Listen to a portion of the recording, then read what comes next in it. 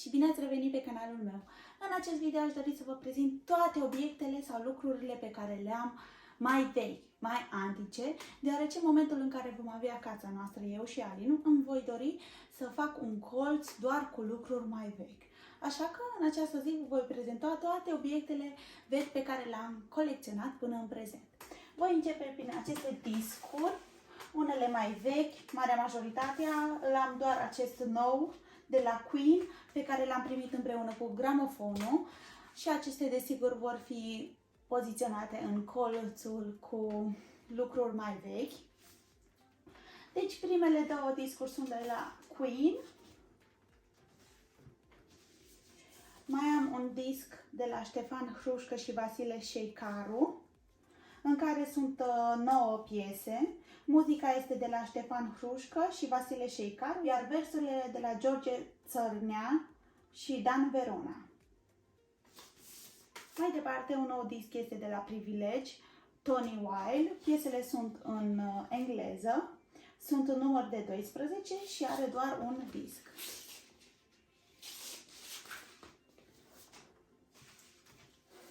În continuare mai am un disc tot de la Ștefan Hrușcă, este doar unul, care are 10 melodii, printre care sunt marea majoritatea și colins, sunt absolut superbe.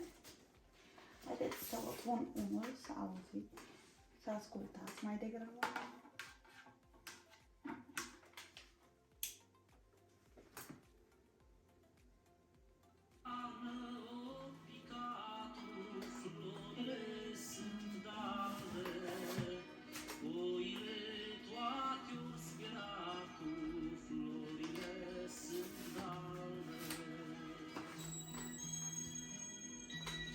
Absolut super!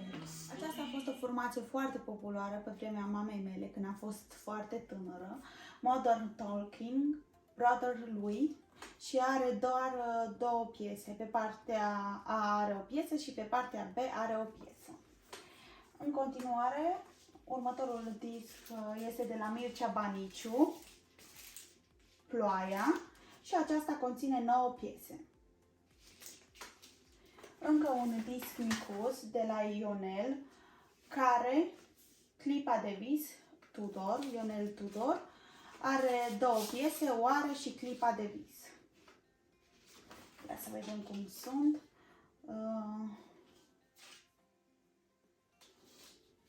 Aici este Clipa de vis și acesta este Oare. Acesta este de la The Witch Get Away. Văd că sunt ambele puse în același, însă este de la o altă formație și piesa este în engleză. Mai am un disc de la Dumitru Fărcaș. Este foarte drăguț. Acesta are 14 piese. Este foarte vechi, după cum puteți bine vedea, este destul de avariată partea de protecție. În continuare de la Sofia Vincovianca. Este din Carei 3 a 2-a 1985, Zimmerman Mariana. Kalavikov. Are 12 piese.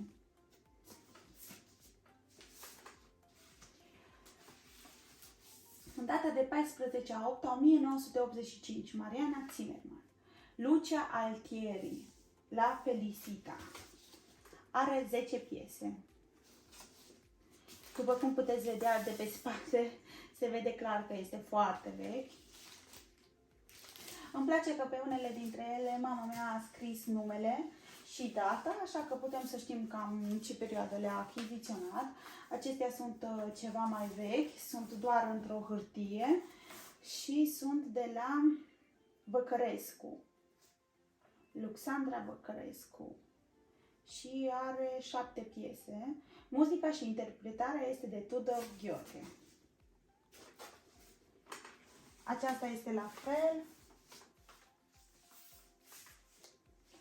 După care avem Neoton Familia. Aceste piese cred că sunt în limba maghiară. Ia să vedem. Scoatem discul.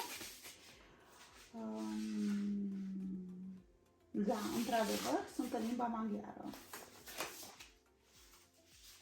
Mai avem Estival Top, care are 11 piese, pardon, și sunt în limba română. De la Ricky Dandel, Yes, This Is Me, și avem 10 piese. Da, acestea sunt eu. Toate sunt în limba engleză, însă pe spate avem fiecare titlu de la piesă tradus în limba română. Ceea ce mi se pare sincer foarte tare.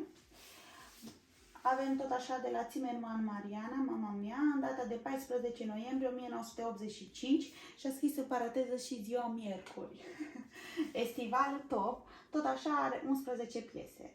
Muzica este de Iuliu Merca, Marcel Dragomir, Florin Bogardo, Marius Țeicu, Liviu Tudan și Aurel Girovianu. Și versurile sunt de 10 persoane, de Roxandra Popescu, Iuliu Merca, Aurel Felia, Eugen Rotaru, Lia Moldovan, Sasha Georgescu, Claudia Anacu și Octavian Goga, iar ultimul Aurel Storlin. Tot așa avem un disc ceva mai vechi, care este muzica, chitară și vocea Tudor Gheorghe ca și celelalte și versurile de Macedonski. Am mai găsit printre acestea și un ziar foarte vechi pe care am preferat să îl păstrez. Este de la editura Sanitas. A costat 15 lei și este colecția aventurilor de senzație. Kim Traton intervine. Și este o poveste. Este foarte interesantă. Și am decis să o păstrez și o voi pune într-o ramă în cel mai scurt timp ca să nu se mai distrugă. Vacaccio, dacă pronunț corect, de la Dolly Roll. Aceasta este în limba engleză, în data de 18/1/1985, de la Debrecen. A cumpărat-o și are 7 piese. După aia Baladă pentru Adelin, care are 14 piese și, dacă nu mă înșel, da, are 2 discuri, în 31 ianuarie 1987. Melody 83, Electre Record, este din data de 29/1/1985 și are 13 piese. Mai departe o avem pe Corina,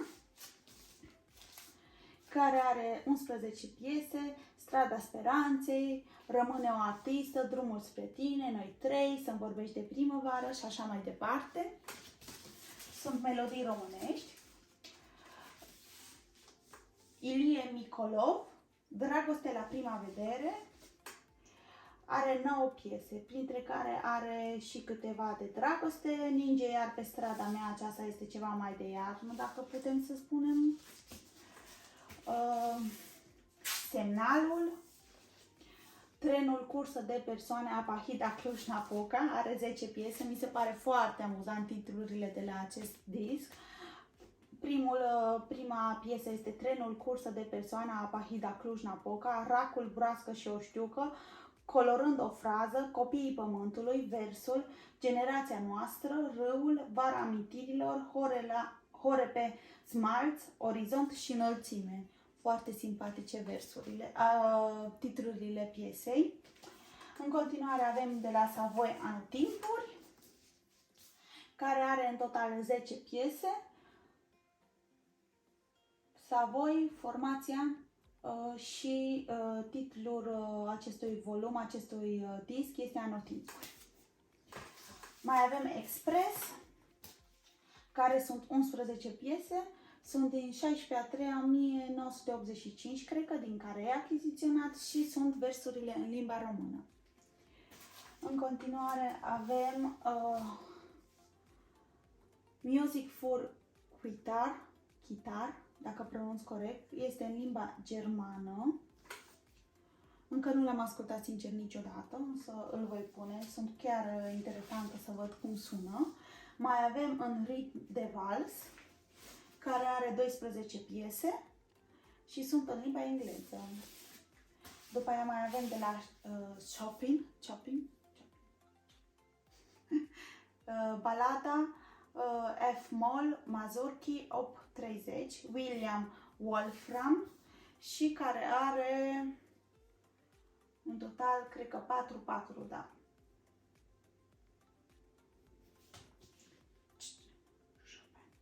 Chopin, cred că se pronunță corect. Mai am de la Taraful Iedera din Carrei, care are pe el 13 piese. Ioan Bocșa, Dorul meu pe unde trece, și Ana Holdiș Pop, care are 14 piese în limba română. Foarte vechi și acesta. Și mai am încă două să vă prezint. Nicolae Furdu Iancu, Cetera și glasul meu. Uitați ce tânăr este pe acest disc, pe această copertă a acestui disc. Și are în total 12 piese. Iar ultimul este Benone Sinulescu, Colombale la Buzău, care are 14 piese. În data de 3/3/1985, din Carei, Zimmerman Mariana. Și am terminat de prezentat discurile, iar acum voi trece mai departe la următoarele obiecte mai vechi pe care le dețin. Voi începe cu această minge de oină, care este foarte veche. O are tatăl meu de pe vremea când a jucat oină, când a fost în armată, înainte de Revoluție, cu aproximativ un an. Este foarte dragă sufletului meu, deoarece știu că tatăl meu probabil a folosit-o cel mai probabil într-un joc și o voi păstra mereu ca și amintire, deoarece, după cum bine știți, oina în prezent nu mai este un sport național și consider că acest obiect este de valoare foarte mare, cel puțin pentru mine. Mai am și acest ceas care este de la Vostol. Să văd dacă pot să... Da. Este foarte vechi. A fost a bunicului meu și am decis să îl păstrez ca și amintire. Mi este foarte drag, mi se pare foarte interesant și foarte sensibil totodată. Și acesta va face parte din colțul cu lucruri mai vechi. În continuare mai am acest aparat, care este de pe vremea când eu eram încă, pot să zic, destul de mică și care se folosea cu film. Cred că încă acesta mai funcționează. Și mai am încă un aparat care este ceva mai vechi, de la Nomo. Acesta mi este foarte drag, este foarte vechi și îl prețuiesc foarte mult, am foarte mare grijă de el și desigur și acesta va face parte din colțul meu de relaxare.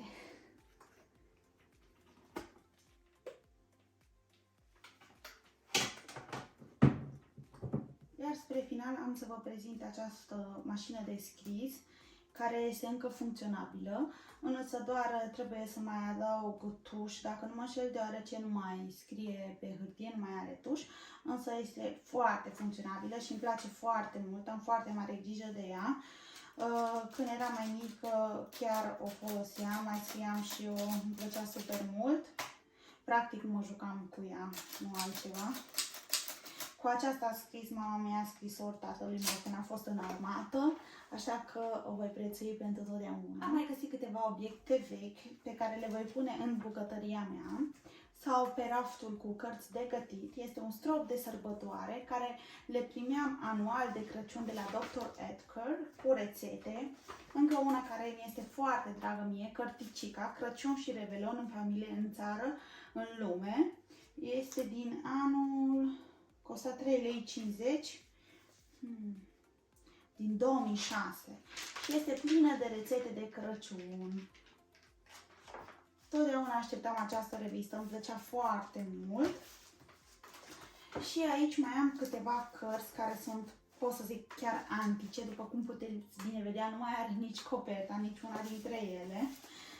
Însă toate sunt pline de rețete foarte speciale. Uitați aici, lapte de pasăre, borș de ciuperci, supă de ciuperci, sunt puse pe categorii, piftie de porc, salată franțuzească, budincă de macaroane cu brânză, Sunt o mulțime de rețete care sunt foarte vechi și pe care, sinceră să fiu, multe dintre ele nici nu le mai găsesc nicăieri pe internet sau așa. Așa că vă voi prezenta multe din ele în noile videoclipuri în acest an cu mâncare. Sunt foarte vechi și desigur, cu siguranță le voi păstra, chiar dacă sunt atât de vechi, și le voi prețui și voi avea în viitor mai multă grijă de ele, acum că le-am primit și sunt în posesia mea. Și desigur, dacă v-a plăcut și acest video, nu uitați să dați un like, subscribe, să apăsați clopoțelul de notificare și desigur să îmi spuneți într-un comentariu ce obiecte mai vechi dețineți și dacă vă plac sau nu să le colecționați. Și desigur ne vedem data viitoare cu un alt video. V-am pupat! Pa, pa!